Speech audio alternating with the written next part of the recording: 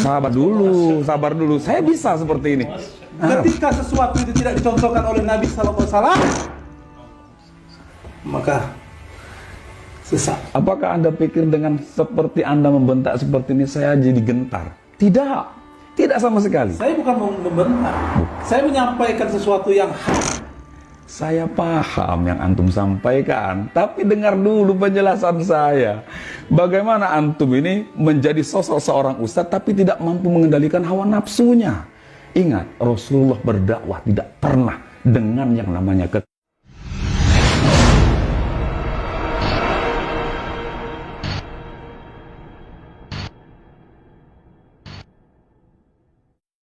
Bismillahirrahmanirrahim. Lagi-lagi dunia maya dihebohkan dengan video, seakan-akan Ustadz berjenggot sedang melakukan dialog terbuka dengan kelompok sebelah. Di video tersebut Ustadz berjenggot memperlihatkan akhlak yang kurang baik, ketika berdialog dengan kelompok sebelah. dahsyat. Salat sakrul wudhu yang dia lakukan. Benar. Beda, kita dengan sahabat beda. Apa yang membedakan? Sahabat langsung kepada Rasulullah SAW. Sahabat tidak membuat amalan yang menambah-nambah. Apa maksud pembuat video tersebut? Seakan-akan memperlihatkan akhlak buruk orang yang berjenggot yang meledak-ledak sampai gebrak meja. Sebagian netizen menghujat Ustadz yang berjenggot, dan mengolok-ngoloknya. Kalau saya perhatikan video itu dibuat hanya sebuah konten yang seakan-akan sedang melakukan dialog terbuka, akan tetapi video tersebut menggiring opini kepada media publik, menjadi fitnah keji terhadap orang yang berjenggot, yang dituduh sebagai Ustadz Wahabi.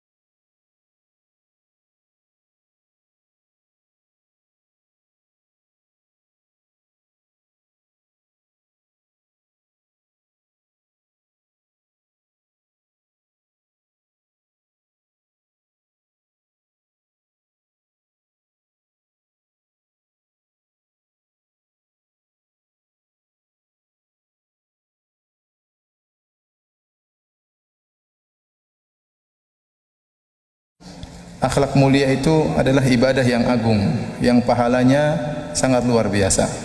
Tetapi meskipun pahalanya luar biasa, banyak orang yang tidak merasa berpahala tatkala melakukannya. Banyak orang tatkala dia baca Quran, dia merasa berpahala. Tatkala dia puasa sunnah, dia merasa berpahala. Tetapi tatkala dia senyum sama orang lain, tatkala dia rahmah sama istrinya, tatkala dia sayang sama anaknya, perasaan berpahala itu terkadang tidak hadir. Ya, jadi seakan-akan akhlak mulia itu bukan suatu ibadah, padahal dia adalah ibadah yang sangat mulia. Bahkan boleh kalau saya katakan kita harus cerdas ya. Kita tahu bahwasanya umur kita terbatas, kemampuan kita beramal saleh juga terbatas, maka kita harus memilah dan memilih amal soleh yang pahalanya besar. Mengingat umur kita terbatas dan kemampuan kita terbatas. Dan di antara amal soleh yang pahalanya sangat besar adalah akhlak yang mulia. Adapun dalil-dalil tentang yang menunjukkan bahwasanya akhlak mulia adalah ibadah yang sangat agung, tentu sangat banyak sekali. Ya, dalam Al-Qur'an maupun dalam hadis-hadis Nabi sallallahu alaihi wasallam. Dalam hadis Nabi sallallahu alaihi wasallam contohnya Rasulullah SAW bersabda, "Innama bu'istu liutammima makarimal akhlak." Sungguhnya aku ini hanyalah diutus untuk menyempurnakan akhlak yang mulia. Dan kalimat innama, hanyalah aku ini, dalam bahasa Arab innama tufidul hasar, memberi pembatasan. Jadi kalau kita artikan secara bahasa Indonesia, sungguhnya aku ini hanyalah diutus untuk menyempurnakan akhlak yang mulia ya. Nabi diutus untuk yang lainnya, tetapi ini menunjukkan konsentrasi Nabi terhadap akhlak mulia sangat besar. Karena beliau berkata, innama bu'istu liutammima makarimal akhlak.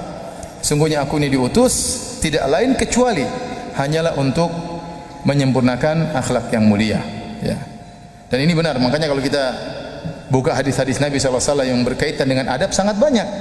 Contoh sederhana kitab Riyadhus Shalihin. Riyadhus Shalihin isinya hadis-hadis tentang akhlak, tentang adab, ya. Sangat banyak. Dalam Al-Qur'an juga kita perhatikan ayat-ayat tentang adab, tentang akhlak sangat banyak. Berbakti kepada orang tua, berbuat baik kepada karib kerabat, banyak dalam banyak ayat terhadap fakir miskin, terhadap tetangga, bahkan tetangga jauh, tetangga dekat. Allah perinci, wa qulu linasi husna, ucapkanlah perkataan yang baik kepada manusia, sampai Allah perintahkan ucapkanlah kata yang baik. Sampai Allah mengatakan wa qul li ibadi yaqulu allati hiya ahsan inna syaitana yanzagu bainahum minasyaitana kana lil insani aduwwan mubina. Katakanlah kepada hamba-hambaku untuk mengucapkan kalimat yang terbaik. Allah tidak mengatakan yaqulu allati hiya, ya, hasan atau hiya husna, tapi kata Allah billati hiya ahsan. Ucapkanlah kalimat yang terbaik, bukan kalimat yang baik kata Allah, tapi kalimat yang terbaik. Ini dalil kita disuruh milih tatkala berbicara sesama saudara, apalagi sama orang tua, sesama, ya, kerabat, kepada istri, kepada anak-anak, berusaha mencari kalimat yang terbaik. Demikian juga kepada teman-teman. Ini berkaitan semua dengan akhlak. Demikian juga dalam surat misalnya dalam surat Al-Hujurat banyak ayat-ayat berkaitan tentang akhlak. Tidak boleh, ya, tidak boleh suudzon, tidak boleh misalnya mencela satu dengan yang lainnya, tidak boleh berbuat ghibah. Ini semua dalam Al-Qur'an. Ini semua dalam Al-Qur'an, ya. Jadi perhatian Nabi terhadap akhlak sangat besar. Di antara dalil yang menunjukkan akhlak mulia adalah ibadah yang agung, Rasulullah SAW bersabda, akmalul mu'minina imanan ahsanuhum khuluqa. Sebaik-baik, sesempurna imannya seseorang adalah orang-orang mukmin yang imannya paling sempurna adalah yang paling baik akhlaknya. Ini nas dalam hal ini, nas yang sangat tegas bahwasanya Anda kalau ingin mengukur barometer iman seseorang, ukurlah akhlaknya. Ukurlah akhlaknya. Kalau dia berakhlak mulia berarti dia imannya terbaik. Imannya terbaik. Ya. Bahkan dalam hadis yang lain kata Nabi sallallahu alaihi wasallam, aqrabukum minni majlisan yaumal qiyamah ahasinukum akhlaqa. Orang yang paling dekat denganku pada hari kiamat kelak kata Nabi adalah yang terbaik akhlaknya. Ini dalil orang yang akhlaknya semakin tinggi, semakin baik, dia semakin tinggi surganya, semakin dekat dengan Nabi sallallahu alaihi wasallam. Karena Nabi mengatakan aqrabukum minni majlisan, yang paling dekat denganku pada hari kiamat adalah yang paling baik akhlaknya. Kemudian kelanjutannya kata Nabi sallallahu alaihi wasallam, al-muwatti'una aknafan alladziina ya'lafun wa yu'lafun, yaitu orang-orang yang merenggangkan tangan mereka, yang mereka mudah bergaul dan mudah juga untuk diajak bergaul. Contoh lagi Rasulullah SAW bersabda, ya, di mana keterbaikan di sisi Allah diraih dengan akhlak yang mulia. Kata Nabi SAW, khairukum khairukum li ahlihi wa ana khairukum li ahli. Sebaik-baik kalian, yaitu di sisi Allah, adalah yang terbaik bagi istrinya dan aku adalah suami yang terbaik. Nah, ini keterbaikan bisa kita raih dengan apa? Dengan menjadi terbaik bagi istri kita. Ini berkaitan juga dengan akhlak. Kata Nabi SAW, khairul ashabi indallah khairuhum li sahibihi. Sebaik-baik sahabat di sisi Allah adalah orang yang paling terbaik bagi sahabatnya. Khairul jirani indallah, ya, khairuhum li jarihi. Sebaik-baik tetangga di sisi Allah adalah yang terbaik bagi tetangganya. Keterbaikan. Khairul muslimin man salimal muslimuna min lisani wa yadihi. Sebaik-baik orang Islam adalah orang yang kaum muslimin selamat dari gangguan lisannya dan gangguan tangannya. Keterbaikan. Kata Nabi SAW, khairukum anfa'ukum linnas. Sebaik-baik kalian adalah yang paling bermanfaat bagi manusia. Keterbaikan lagi. Ini banyak keterbaikan yang terbaik di sisi Allah adalah yang berakhlak mulia. Kata Nabi SAW, khairukum qada'a. Yang terbaik di antara kalian adalah yang paling terbaik membayar utang.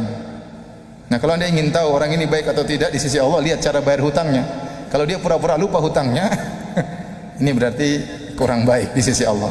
Apalagi nomor HP-nya dia ganti. Nah, ini sudah.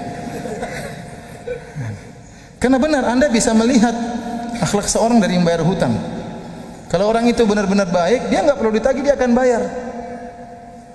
Ini sudah ditagih-tagih malah melarikan diri. Sampai dia mengomel sama yang kasih hutang sama dia. Ini kejadian, ya. Saya pernah ada seorang ngeluh sama saya, Ustaz, saya nagih hutang sama dia, saya malah dimarah-marah, Ustaz. Loh, kok bisa? Waktu saya nagih dia bilang, kamu tuh kenapa nagih sekarang? Minggu lalu uang saya ada, kamu nggak nagih. Sekarang uang saya sudah nggak ada, baru kamu tagih. Nah, kamu yang bahlul, kalau sudah punya duit bayar, jangan tunggu ditagih. Bayangkan.